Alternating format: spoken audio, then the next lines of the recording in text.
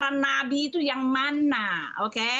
Dia sendiri nggak kenal. Kalau dia kenal, pasti ada sedikit, bahkan setitik dia menulisnya. Tetapi memang jelas tidak kenal. Lalu ini artinya apa? Artinya Anda berbohong, ya. Lalu Anda mengatakan apa lagi ya?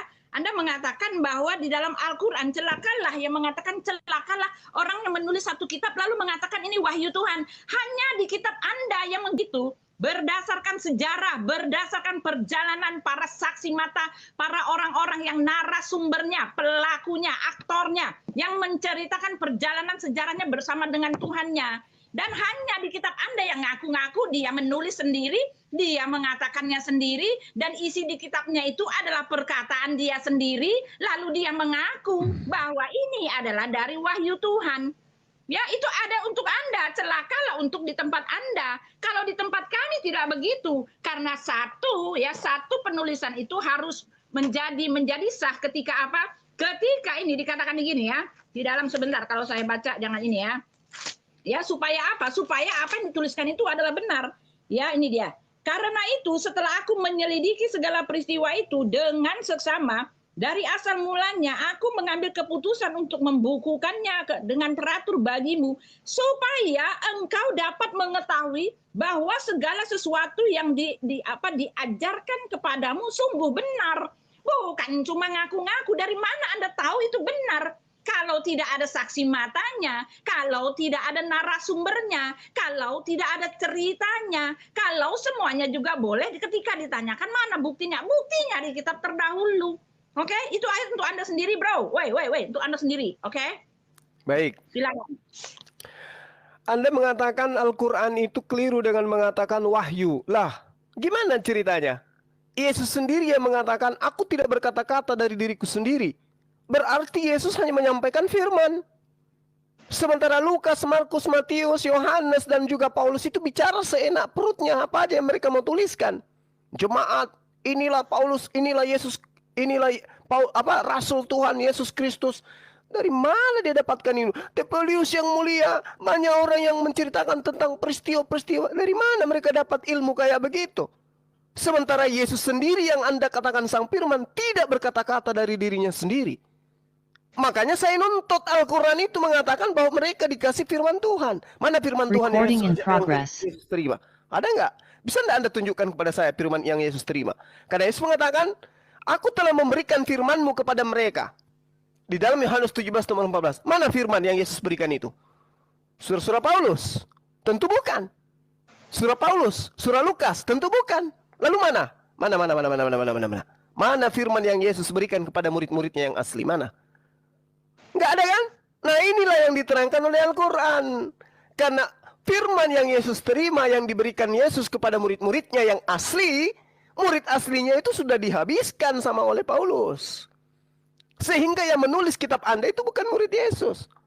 Hanya orang yang melakukan penyelidikan. Makanya Al-Quran mengatakan demikian. Fawailul lilladzina yaktubuna al-kitaba bi'aydihim tsumma yaquluna hadza min indillah. Coba Anda uraikan kepada saya. Yesus menerima firman. Yohanes 17 dia mengatakan, aku telah memberikan firman-Mu kepada mereka. Coba buktikan kepada saya, Bu Uti. Yesus memberikan firman ke Lukas itu kapan, di mana? Siapa saksinya? Bisa Ibu berikan kepada saya? Ini ya, coba Ibu konsentrasi ya, supaya Ibu pahami dengan benar Al-Quran itu benar atau tidak. Yohanes 17 nomor 14, aku telah memberikan firman-Mu kepada mereka. Kalau firman yang dimaksud ini adalah kitab Lukas, tolong tunjukkan kapan, di mana, siapa yang melihat Yesus memberikan firman kepada Lukas. Jawab, silakan Bu Uti. Ya, bleek dah, ini namanya bleek ya. Jadi ya udah, jawab aja, Bu. Jadi Pak jangan mencret.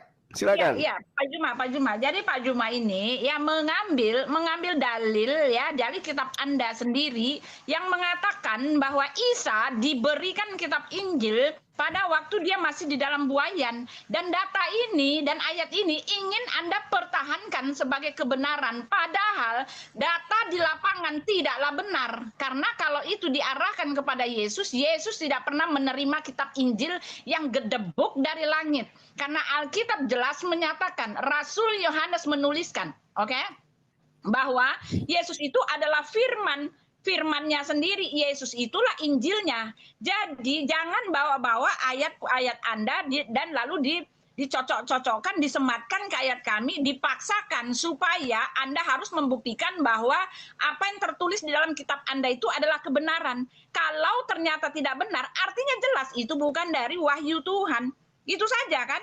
Ya, Yesus tidak diberikan kitab Injil, ya. Daud tidak diberikan kitab Taurat, ya. Saya sudah katakan tadi, Anda mengatakan bahwa Muhammad itu tadi untuk para nabi. Mana nabi-nabi yang dikenal oleh Muhammad? Dia tidak dikenal oleh Allah, tidak kenal dia itu siapa. Yesaya, Yeremia, Yehezkiel itu tidak kenal, ya. Lalu di sini Anda tadi mengatakan, ya, apa tadi nih ya, saya baca ya. Celakalah orang-orang yang menulis satu kitab dan mengatakan ini adalah apa wahyu. Itu kan di tempat Anda sendiri. Lalu Anda menyalah-nyalahkan Lukas. Lukas sudah memberitahu ya bahwa yang dia tulis itu merupakan kebenaran. Karena apa? Itu Anda saksi mata. Lalu Anda mengatakan siapa itu Lukas? Lukas itu adalah anaknya Petrus, dan Petrus itu adalah murid kesayangan Yesus, ya. Ya, Yesus, ya. Murid kesayangan siapa? Petrus itu ya murid kesayangan Yesus. Dan Petrus itu ketika dia melayani, ketika Yesus naik ke sorga, dia melayani dan dia ada bersama dengan para ibu-ibu di situ. Maria, ibunya Lukas itu, ya, ketika Petrus keluar dari penjara, ya, kita membaca tuh di dalam Kisah Para Rasul, ya, dia pergi ke rumahnya Lukas. Lukas itu Markus, ya, Lukas itu adalah anak didiknya Paulus bersama juga dengan Petrus. Nah, itu dia. Jadi dia mendapatkan semua yang dia tulis itu tentu saja dari narasumber yang jelas, yaitu Petrus. Ya, Petrus dan Paulus, oke? Artinya adalah dia tetap mempunyai satu sumber yang sah. Ada narasumbernya, ada saksi matanya, ada ahli, pemberi pengetahuan itu yang mengabarkan itu. Tidak sama dengan di kitab Anda. Dia menulis satu kitab tanpa diketahui oleh siapa-siapa, ya. Tidak ada yang melihat bahwa Jibril itu pernah ada, tidak ada yang tahu. Bahkan Allah sendiri mengatakan tidak mungkin dia berbicara dengan manusia. Bahkan Allah sendiri mengatakan bahwa ayat-ayat yang mau diturunkan kepada kalian dari langit itu sebelum diturunkan sudah disimpan dulu di Lauh Mahfuz. Itu artinya bukan perkataan dia langsung, karena itu artinya hanyalah sebagai rekaman. Baru bahwa dia memanglah yang mewahyukan itu kepada Muhammad. Sedangkan di tempat kami Lukas, Markus, Matius dan Yohanes itu adalah murid Yesus. Lukas dan Markus adalah murid Petrus, dan Lukas muridnya Petrus dan muridnya Paulus, dan muridnya Petrus. Oke, jadi kami mempunyai data yang sah. Para penulis itu adalah orang-orang yang kredibel, yang mempunyai bukti-bukti yang bisa dipertanggungjawabkan, dan mereka adalah saksi mata melihat Yesus sendiri, bergaul dengan Yesus, mendengarkan, mencatat, ya. Jadi kesaksian yang mereka lihat, yang mereka raba, seperti perkataan Rasul Yohanes, itulah yang mereka tulis, dan inilah merupakan kebenaran dibandingkan dengan yang hanya mengaku-ngaku wahyu-wahyu, oke? Ya, itu dia. Jadi jangan gadang-gadangkan, kamu memalukan loh. Ya, silakan. Buti. Al-Quran mengatakan di dalam surah Maryam ayat 30, Ataniyal kitab wa ja'alani nabiyan. Ini bukan dia menerima Injil pada masa bayi, Bu. Makanya belajar Al-Quran itu harus original teksnya.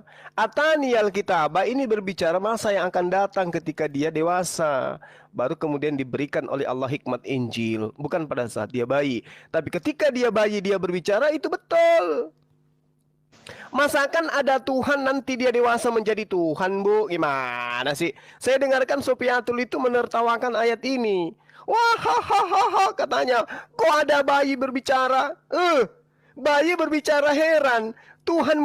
Manusia melahirkan Tuhan tidak heran. Itulah kalian. Besar sebelah isi kepalanya. Jadi ketika ibu mengatakan bahwasanya Injil, Yesus tidak menerima Injil, saya memberikan data kitab Anda sendiri loh. Yohanes 17 nomor 14, Yohanes 17 nomor 8. Segala firman. Berarti Yesus itu menerima firman-firman. Segala firman yang engkau berikan kepadaku. Berarti Yesus itu penerima firman. Firman yang diterima oleh Yesus ini di dalam Al-Quran disebutkan Injil. Pertanyaan saya, mana firman-firman itu? Mana firman-firman itu? Mana? Firman itu mana? Karena Yesus sendiri mengatakan, aku tidak berkata-kata dari diriku sendiri. Apa yang aku katakan adalah apa yang diperintahkan. Apa yang diperintahkan, apa yang disuruhkan. Apa yang diinstruksikan untuk aku sampaikan dan aku katakan. Mana segala firman yang Yesus terima, yang Yesus tidak berkatakan dari diri sendiri, tapi wahyu dari Tuhannya. Mana firman itu? Mana? Sekarang yang Anda tenteng ke gereja itu, ngajarkan sesama Anda, itu catatan Lukas. Catatan Markus, ya, catatan, bukan catatan, tapi cacat sih memang. Catatan itu pengarang kitab Anda semua. Mana coba? Anda tidak bisa membuktikan segala firman yang engkau berikan kepadaku telah aku sampaikan kepada mereka. Siapa yang melihat Yesus menyampaikan firman kepada Lukas? Siapa? Bisa ibu jawab? Tidak. Tak kasih waktu 1 bulan, 1 tahun untuk menjelaskan, tidak akan pernah jelas. Kenapa? Karena memang tidak ada. Anda mengatakan banyak saksi. Bu, kalau banyak saksi itu justru indikasi sesuatu yang sifatnya bohongan. Kebenaran tidak perlu saksi, Bu. Meski tidak ada saksi, kalau kebenaran tetap kebenaran. Tapi kalau bohongan, semakin banyak saksi, semakin membuktikan bahwa itu adalah sebuah kebohongan yang ditutup-tutupin. Sekarang siapa saksi melihat Yesus bertemu dengan Lukas? Sebutkan 1 orang saja. Kalau ada, saya siap menjadi apa ya? Menjadi apa? Terserah ibu aja, saya menjadi apa. Kalau ibu bisa menunjukkan Yesus pernah dipersaksikan bertemu dengan Lukas. Tapi kan tidak pernah. Tapi kitabnya ibu imani kan? Ibu telan bulat-bulat kan? Kalau kami Al-Quranul Karim, kami tidak butuh saksi. Tapi kami butuh isinya. Alam semesta ini yang menjadi saksi kebenaran Al-Quran. Sains yang menjadi saksi kebenaran Al-Quran. Ya, Jazirah Arab menjadi saksi kebenaran Al-Quran. Akal sehat menjadi saksi kebenaran Al-Quran. Makanya tadi saya menantang kalian membahas Al-Anbiya ayat 105 untuk membuktikan kebenaran Al-Quran. Tapi apalagi? Lagi-lagi tuduhannya apa? Dia kan belajar sama Waraka. Ya, sudah. Hebat kali ibu, ngarang-ngarang bisa. Tapi giliran saya tanya, siapa yang menjadi saksi melihat Yesus bertemu